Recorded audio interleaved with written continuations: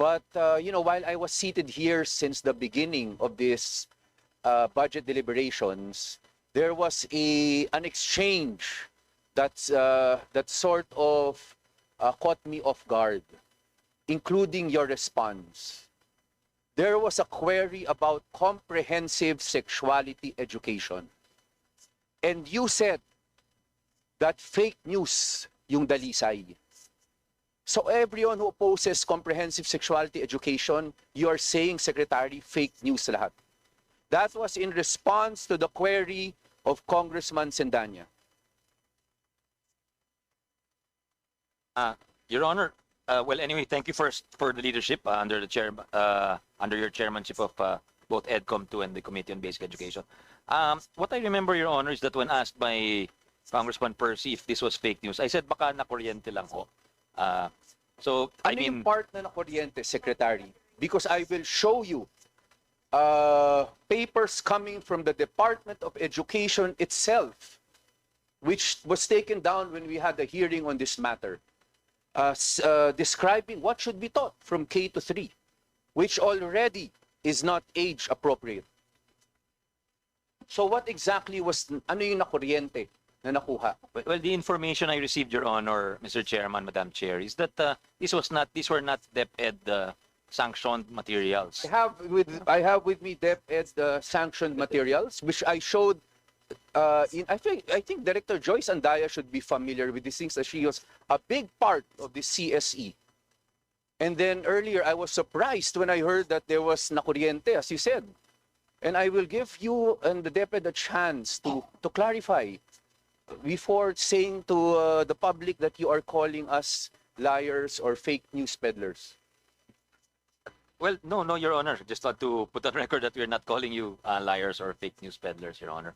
It's just that I think yung sinasabi nilang Deped materials I was informed that these are not Deped materials. And I guess the more important thing going forward, Your Honor, is that we issued a new policy that is more in line with the RH law and more culturally or context appropriate, meaning we are not as liberal perhaps as the Western countries. So we will adopt something that is culturally appropriate, Mr. Chairman, Your Honor. Thank you, Sec. Sani. But can the DepEd now deny or confirm that you had earlier issued for K to 3 core skills, intimacy, and reproduction for K to 3? I have before me, I think you brought it, this was taken down already, but we were able to print it out before it was taken. Look, Director Joyce and I think, is one of those who is primarily pushing for the CSE. So maybe she's in a position to be able to confirm or deny if this document in fact exists. Thank you, Your Honor. I'll be happy to let her answer, Sec. Joyce. Yeah. Permission of the chair, of course. Thank you, Mr. Chair. As far as I can remember, the words described by Congressman Percy were not the words that were found in the curriculum, specifically for K to 3. What I am asking is that the curriculum that I got, that we were able to download, in fact, we have more na na-take down yun na, and we will mention the names. We will call a special committee meeting for this. It says here, clustering K to 3 core skills, my body, myself. Under K, intimacy and reproduction. So you deny the existence that this ever existed? Sorry, Mr. Chair, but those were not, Madam Chair, but those were not the words that I recalled that were found in the curriculum. But that I do know that what was written there were the words age appropriate. So you're saying that I am lying, that this is a DepEd document? That is not correct, Mr. Chair. So you deny this is a DepEd document? I have yet to look at We showed this to you during a committee meeting. We have minutes on that. But anyway, so you're denying this, that this is a DepEd document? Madam Chair, I need to see the document for me to say that. Come on, Madam Chair, can she take a look? 1 minute. 1 minute recess. may respond to the Yes, please, concern raised by Secretary. the Honorable Chair of Basic Education, Kong Roman. Well, upon perusal of the document, Your Honor, I was told it's not part of the curriculum, but it looks like a document purporting to be a Deped document, and even my Chief of Staff verified that perhaps it could be the subject, it could have been the subject of a lecture. So I'd like to place on record that we do not consider the some of the claims made by the advocates, by that it is fake news. We never said it's fake news. We hope we clarify that with our very supportive chairperson. And I think the fact that Chair Roman had a hearing on this, it really prodded us into action and to have to review the curriculum and to ensure that it's culturally appropriate and not just a blind conformity to standards, international standards, because even the UN framework acknowledges that there can be localization. They respect the cultural and local context, Madam Chair. So I hope that clarifies some that we never said it's fake news or that they were making fake claims. In fact, we're appreciative that they raised some of this because we're also concerned about the appropriateness and the morality of what we're teaching, Your Honor. Thank you, Madam Chair. Thank you to the Secretary. And to be fair, I think this was way before the term of the Secretary. But unfortunately, I was just here earlier and the topic came up. But let me clarify further. I heard earlier from the Secretary that they are coming up with some department order on CSE. Grade 5 moving up, is that correct? Grade 5, 6, 7? Is that correct? It's called CSE? It's meant to replace the CSE also because we feel CSE perhaps maybe as a term is already something identified with certain types of teaching or lessons. So we'll just call it the RH policy, so it's more in conformity with Philippine laws, Your Honor. That is correct. Because, so we have the assurance that the Department of Education will not use the term CSE or Comprehensive Sexuality Education or Comprehensive Adolescent Sexual Education. Is that correct? 100%, Your Honor. Yes. Because there are certain groups that keep on repeating the term comprehensive sexuality education, but making reference to the reproductive health bill. They are way different. They are not the same. In fact, in fairness to members of Congress, there are numerous bills filed this Congress, again, defining comprehensive sexuality education, comprehensive adolescent sexual education.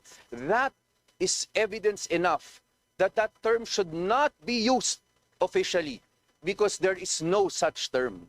Do we have the Secretary's full support on this? Yes, Your Honor. You can be assured that that's not a term we'll be using going forward, Your Honor, Madam Chair. Thank you. And the committee, the Congress will be provided with a copy of this department order that you will be releasing soon or that you have released? We'll provide it to you as we speak, Your Honor, Madam Chair, Mr. Chair. Yes. Again, just to be sure, para clarify tayong lahat, wala naman talagang fake news, wala nagpedal ng fake news. I think may basis talaga yung concern nung ibang organizations, and I am very happy that the Secretary, the good Secretary, has assured us that the whole Deped family will not be using this term because there is no such term existing in any Philippine law at present. Yes, we'd like to reiterate our assurance, Madam Chair, Mr. Chair. Yes. Now, since I already have the mic, Madam Chair, let me go on to a different topic. Because earlier, there was reference to this 165,000 classroom shortages.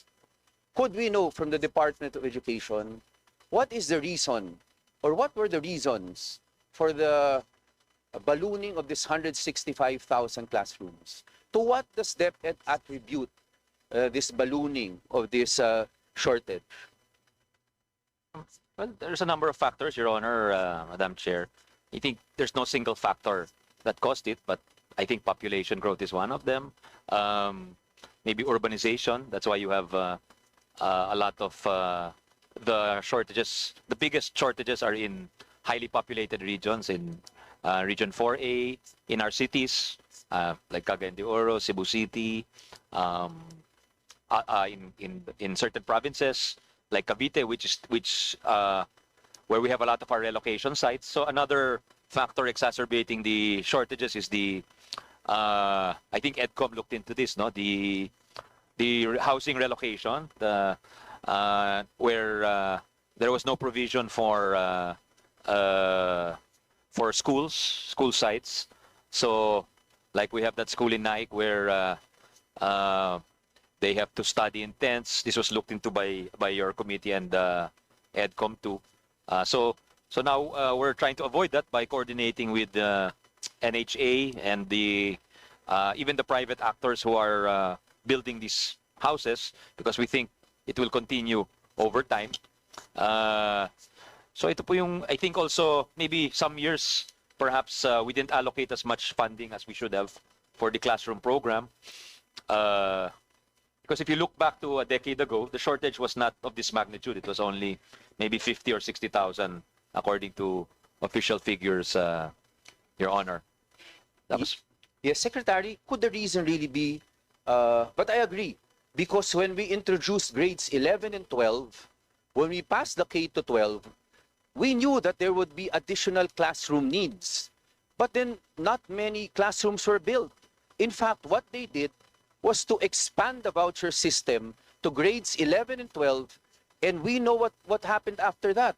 You yourselves found out meron allegedly ghost students kasi hindi naman talaga nag-build ng classrooms enough for the coming of grades 11 and 12. So could we say it's really a budget issue? And I don't think it's just purely a budget issue, Your Honor, but maybe also a management and efficiency issue, but partly a budget issue. But how not, could it be a not completely. management efficiency issue? Meaning we did not foresee the needs. So in a year, we were not efficient in building our classrooms, Your Honor. Yes. So how will the PPP solve this issue? Because the point is, right now, under procurement laws, there is a bidding procedure. Even if we go through PPPs, there will still be a bidding procedure. Even if you say that you will give it to the local governments, there will still be a bidding procedure. So the issue on funding and bidding will still be there, no matter what mode that you are proposing under the PPP. So please enlighten Congress on how this is the panacea for the classroom shortage. Well, from what we learned when we studied the first two batches of PPPs, Your Honor, about a decade ago, bulto-bulto po yung pagbibid. So the difference will be that rather than bidding just 10 classrooms or 20 classrooms, you'll be bidding 1,000 classrooms, Your Honor. So yun yung package for bidding. So you'll be building 1,000 classrooms in NCR, you'll be bidding 1,000 classrooms in Region 4A. So yun, there's scale, Your Honor. Yes. But to the good secretary, correct me if I'm wrong. What you're referring to was the scheme adopted, I think, during the time of Secretary Luistro. If I recall correctly, the classrooms built at that time were not the regular classrooms that we see now. Those were container vans that they made into classrooms. Unless I am referring to a different arrangement that was done, but that is what I remember. During that time, what they constructed were container vans which were not suitable, especially for Central Luzon. Napakainit po nun. Is this the scheme, or is there another scheme that was adopted previously that we can take a look at? It's a similar scheme, Your Honor. In fact, we're trying to learn from that experience with a few variations regarding the location of the packages to make it more attractive to bidders. But tama ho kayo. I remember we were in Congress that time, and some of the representatives were complaining about the materials used dahil hindi yata nilagyan ng insulation. So I think we've learned from this experience, and then we will not allow these types of construction methods that will not be conducive to learning, Your Honor. Yes, so good secretary, it will not be container vans. It will be the regular type of Deped classrooms that will be bidded out. Yes, Your Honor. Yes, but again, it will still go through the same bidding process, and it will also go through the same funding requirements. Yes, Your Honor. Yes. But What about the LGU? if I may just add, Your Yes. Honor, it's yes and no, because it's not the same funding requirement, because rather than just rely on the GAA funding, which has to compete for fiscal space with other departments and programs, this one is a programmatic loan. So meaning uutang ka at para sa classroom lang ho yun. So that's how you're able to scale it up, Your Honor. That's why what we're proposing is 3 sets of PPPs, which will construct 105,000 classrooms, Your Honor. All subject to bidding. Oh, of course, yes, that's a legal So requirement. again, Your Honor. that bidding will still remain. The bidding, but again, as I said earlier, you're not bidding 10 classrooms, you're not bidding 20 classrooms, you're bidding 1,000 classrooms, Except, Your Honor. and the reason for that is because there is a loan component. Yes, Your Honor, and the advantage of the loan component is you get the construction, but you've not fully paid for it. So in the case of the ones you mentioned during the time of Brother Armin, they were bidded out in the 2010s, but they were fully paid only by 2023, if I'm not mistaken, Your Honor. So yung financing, again, it departs from the conventional GAA financing framework, Your Honor. Sige. What about the LGU arrangement? How will that improve? Because they will also be subject to bidding rules. They will also be subject to the funding requirements or funding to be provided by the national. So how will that be able to accelerate? Siguro my best analogy, Chairman Roman, Congressman Man, Chair Maricar, is parang EDSA. Kasi sa ngayon, umaasa lang tayo sa EDSA para tumawid ho sa Pasig River. Pero kapag napasa ho yung proposal namin na pwede nang magtayo ang mga local governments, mga probinsya, mga syudad, ng mga lungsod, then you have other pathways. So you have Capitolio, which is in your district. You have Rockwell Bridge. You have Manila bridges in Manila. So you're opening up rather than just passing all the vehicles passing on one avenue and relying on that thoroughfare. You're opening up theoretically at least 150 different city roads, 80 provincial roads. So that's the analogy Yes. I'm trying to make, Your Yes. Honor. I hope it makes sense. But good Secretary, I will not belabor the point. I think what you should also consider is that for the highly urbanized cities, they have the funds. And they are the more technology savvy and they've built experience-wise. So when you are going to download these funds, this probably will be to the 4th, 5th, 6th class municipalities. Will they have the experience that you earlier referred to?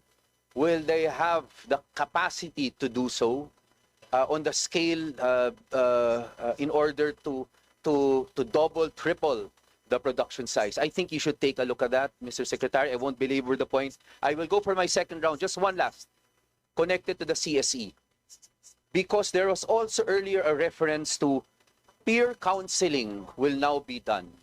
Is this similar to the terms used in the bills on comprehensive sexuality? Is this a mature minor doctrine, evolving capacities of minor doctrine, except that you are using a different term so that it becomes more palatable? I just want to clarify, Madam Chair, Your Honor. When I mentioned the peer counseling, I mentioned it in 2 contexts earlier. One was in terms of teachers exchanging best practices. That's the LAC or the learning action cells. At pangalawa, yung bullying in the context of bullying, Your Honor. Meaning some students are not comfortable talking about it with the guidance counselor or their teacher, but they will open up to their peers. So I'm not sure about the... Yes, so how I will, didn't- I hope you, in my next round, I hope you will be able to explain that or clarify that further. Because under the comprehensive sexuality bills, they've put forth certain terms which will allow peer counseling in order for certain operations to happen. Again, it puts to ease. So maybe you should be very strict in the way you will, the parameters to be used when you implement this peer counseling. But I will wait for my next turn so that we will be able to clarify further this peer counseling. Thank yes, you Your very Honor. much. But just also to clarify, we did not mention peer counseling in the context of CSE or RH, Your Honor. It was in a different context. Okay, noted. Thank you very much, Chair.